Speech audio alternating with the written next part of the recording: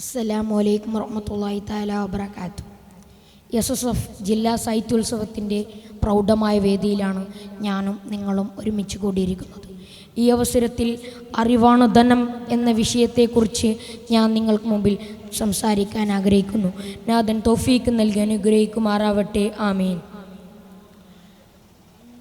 ഭൂമോപരിതല സൃഷ്ടികളിൽ നിന്നും ഉന്നതനാണ് മനുഷ്യൻ.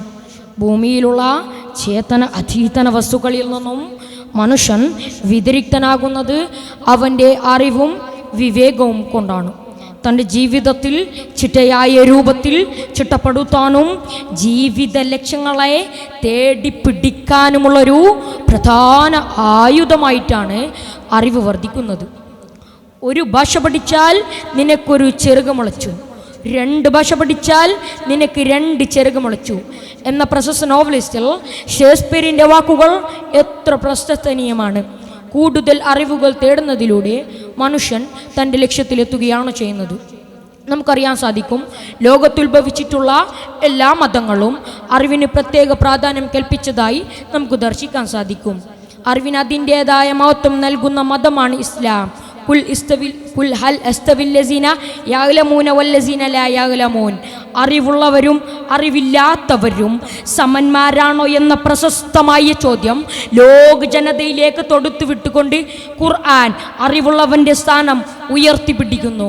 മുന്നോട്ടുള്ള ഗമനത്തിൽ അപജയം സംഭവിച്ചിട്ടുള്ള ഏതൊരു രാജ്യത്തിൻ്റെയും നാട്ടുകാരുടെയും അവസ്ഥ നാം പരിശോധിച്ചാൽ അറിവുള്ളവൻ്റെ അഭാവമായിരിക്കും അതിന് ഹേതുവായി നമുക്ക് ലഭിക്കുക. ചൈനക്ക് സംഭവിച്ചിരുന്നത് അതാണല്ലോ. വിദ്യ മനുഷ്യൻ്റെ കളഞ്ഞുപോയ സ്വത്താണ്, അതെവിടെ കണ്ടാലും പിറക്കിയെടുക്കുക എന്ന മനുഷ്യൻ്റെ അമൂല്യമായ സ്വത്തിനുടവം വെച്ചുകൊണ്ടുള്ള മുത്തുനബി സല്ലല്ലാഹു അലൈഹി വസല്ലമ തങ്ങളുടെ ഈ വാക്ക് അറിവിൻ്റെ മഹത്വത്തെ സൂചിപ്പിക്കുന്നു.